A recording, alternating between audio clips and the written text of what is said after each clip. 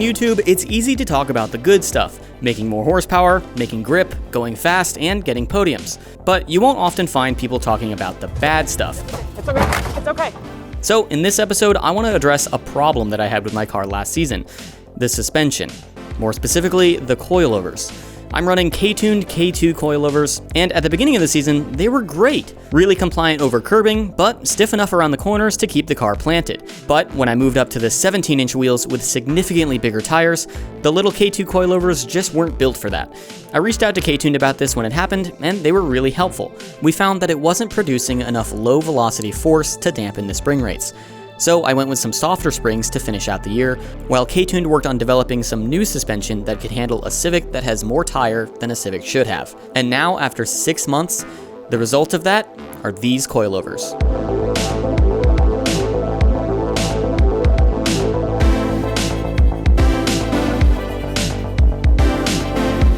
These coilovers aren't just K-tuned's new design, but we're actually allowed to go even further than we were allowed to last year.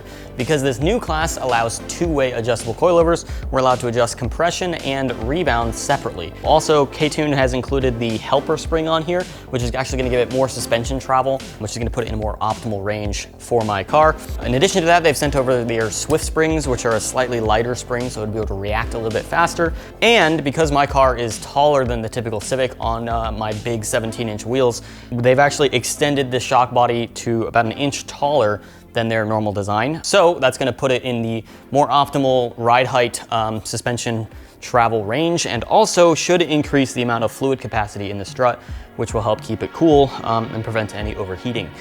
So all in all, this is a huge improvement. Let's go ahead and put it on the car.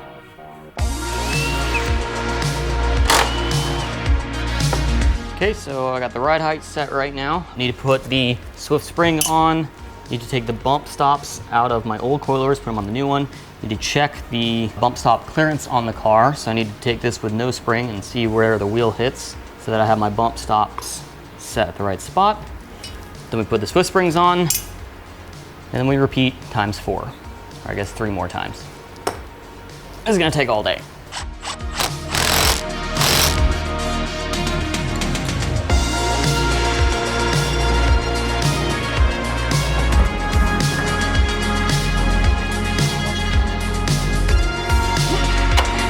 Okay, rear suspension comes out pretty easily. There's just a bolt on the bottom and then 2 on the top onto this lower control arm. And I was sitting here noticing that it's not straight. It looks pretty straight, but if you put a straight edge to it, you can actually tell it has a little bend to it. So we'll put some straight ones on here, maybe with some spherical bushings. That way it's an improvement suspension-wise, having spherical instead of rubber. And also, it'll be straight.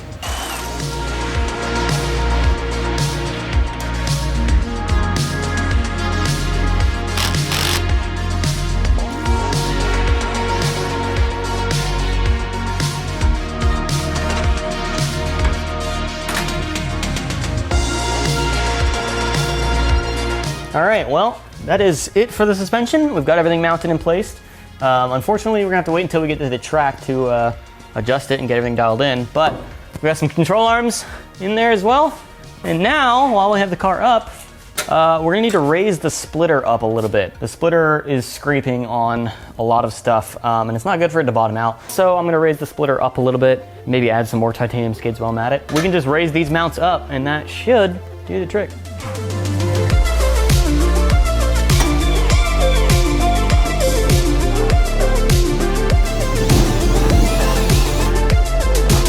Okay, so the splitter ride height looks pretty good. It's a little bit higher than before, which is good. It was scraping, and if your splitter scrapes, then you can actually air pocket out and lose all your downforce. Professional Awesome makes these little titanium skid plates. You put these underneath the splitter so that if it does scrape, it doesn't air pocket out and you don't lose your downforce, which is pretty cool. Also throws sparks, that's fun to watch. It's not necessarily a good thing, it means your splitter is too low, so I am raising the splitter up, and I'm gonna add some more of these so that when I scrape on titanium and not burning wood.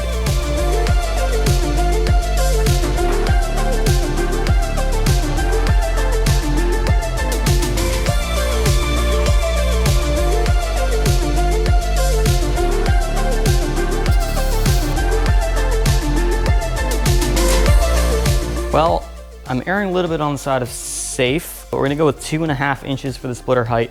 I was at 1 inch before, so we've come up a lot. Hopefully it shouldn't scrape now, and I've got the titanium pucks, even if it does scrape.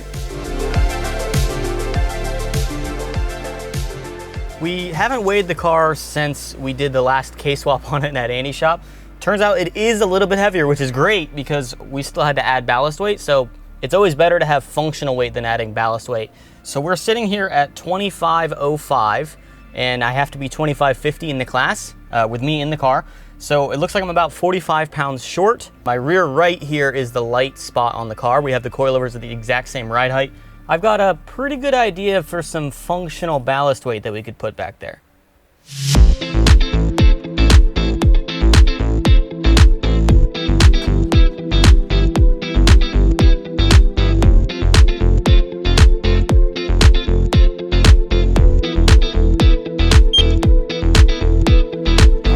We are 28 pounds short, and this battery is exactly 28 pounds. So this puts us exactly where we need to be.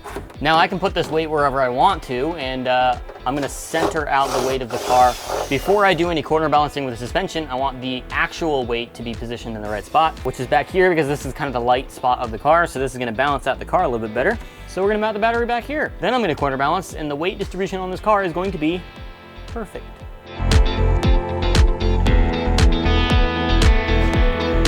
Wow, it is like just long enough, just barely.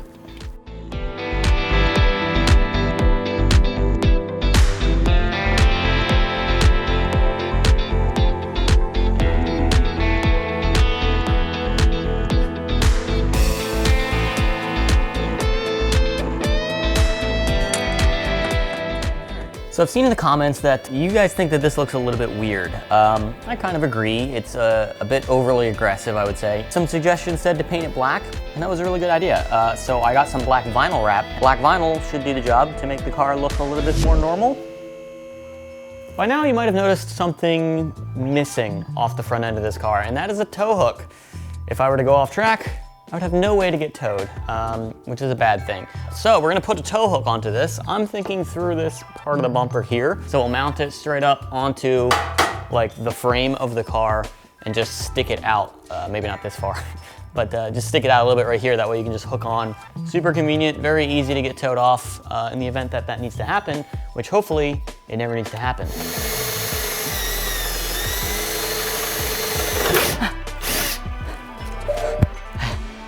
You heard that, right? Like I had like audible pain once it went through.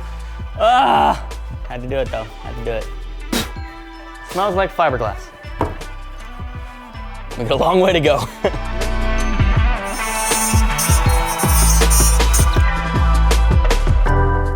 Getting there.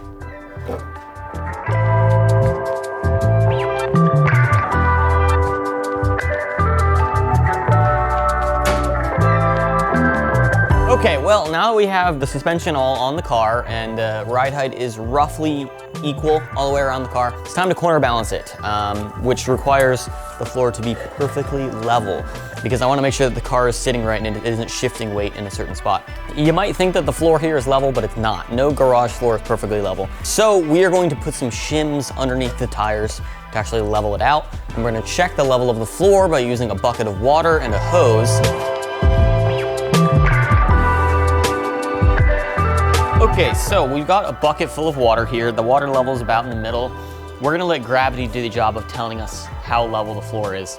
So I have this hose here that will run some water through this hose, and we'll bring it down below the water level, and the water will come up exactly at the same height that it is at the bucket. That way we can check on each corner, measuring from the water level to the ground, and that'll tell us exactly how level each corner of these 4 plates are. That way we can make sure that they're all exactly the same height. Okay, so the first step when you're quarter balancing a car is to disconnect the sway bars, because if you don't do that, the weight transfer between the sway bar is gonna really throw you off and make it really difficult to corner balance. So we're gonna disconnect the sway bar on the front and the rear, that way the suspension is acting fully independent of each other. Then once we have it corner balanced and everything, we can rehook the sway bar back up. Okay, so we've actually got a surprising amount of weight in the rear right. That's where I added the battery, so that's cool. I'm glad to see that's actually working out. So I'm gonna be going for a clockwise track configuration. So 51% between these two, 49% between these two. So right now our weight is opposite of that, which means we're gonna need to raise the suspension of this front right and the rear left in order to put more weight on those corners.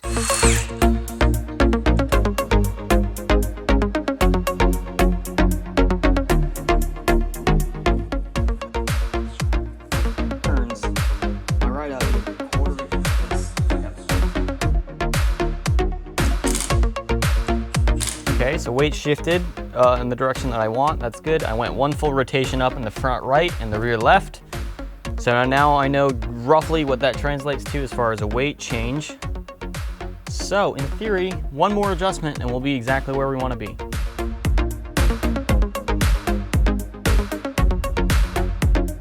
It took me like 15 attempts of raising the car up, putting it down, checking it, changing it, raising it up, putting it down, 15 times.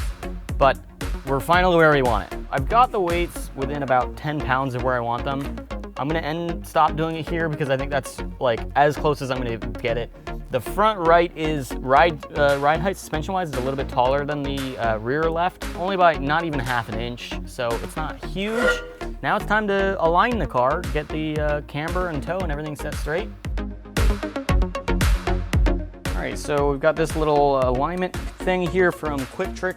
This attaches to the wheel and will tell me the angle in degrees of the camber. So we're gonna check camber first, and then we're gonna get to toe. So I'm gonna attach this to the wheel, and we'll know how much camber we have. It is important that this is on level ground, so we've left the leveling shims to make sure that doesn't affect the camber, because it will if your car is sitting on a slope or something like that. Your camber is gonna be a little bit different. So to check toe, I'm gonna use the very advanced method of using a piece of string. I've measured it out so it's a perfect square. Basically, you just measure the distance between the string and the front of the wheel, and then the string and the back of the wheel, and that'll tell you how much toe each wheel has, and you can do that on each wheel. I want my front suspension to be 0 toe. In the rear, I'm actually gonna go with a little bit of toe in. That helps stabilize the car. It's just what I feel like suits my driving style best.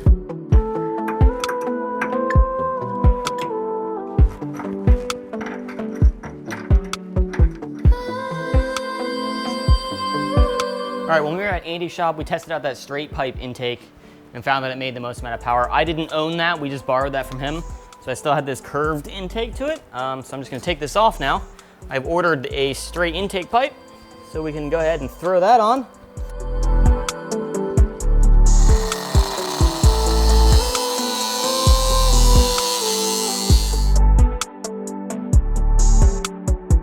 Okay, so I got some heat tape for this intake manifold and intake, so we're gonna take the intake right back off so that we can wrap it with this gold foil type stuff. I had it on my old intake manifold and old intake.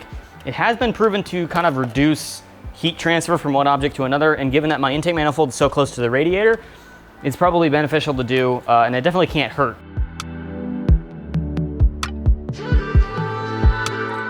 These wipers are adding some drag on this car, so I'm gonna remove them.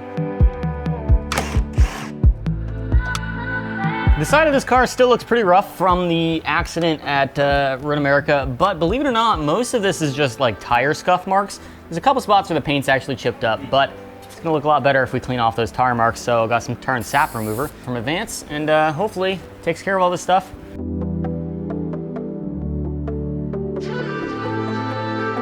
All right, so now I'm just running through, checking everything, making sure all these bolts are tight, because we don't want what happened to Ben at NCM. That is for sure. Vamos.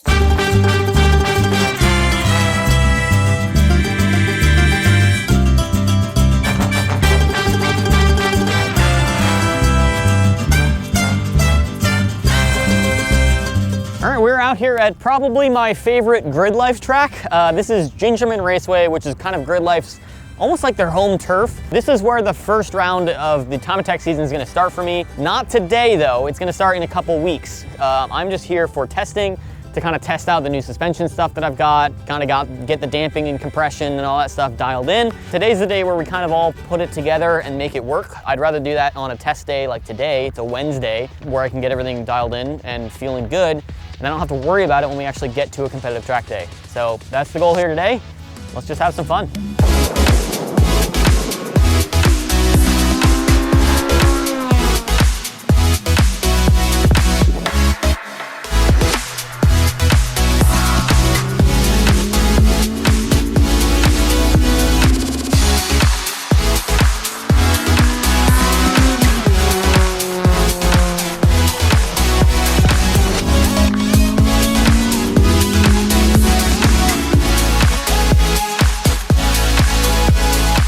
The car feels great. Suspension is phenomenal. I mean, it's really dialed in. We've had a year's worth of development, so I would hope so by now it's dialed in. The advice that Professional Austin gave me about spring rates and ride height and all this droop travel wizardry has really paid off. The Professional Austin front splitter is amazing. There's so much front grip, so much so that I need probably a bigger rear wing still. I'm working on getting one made. Last year, the car did a 39.8. And this year it's in the low 39s already right off the bat. So we put a fresh set of tires on there and we're already at least a full second faster than we were last year. So we're in a good place for the start of the season. It's gonna be a very competitive season this year with a lot of new ClubTR competitors. I've got my work cut out for me. Yeah. Have you heard of that new guy, Jimmy Diggs?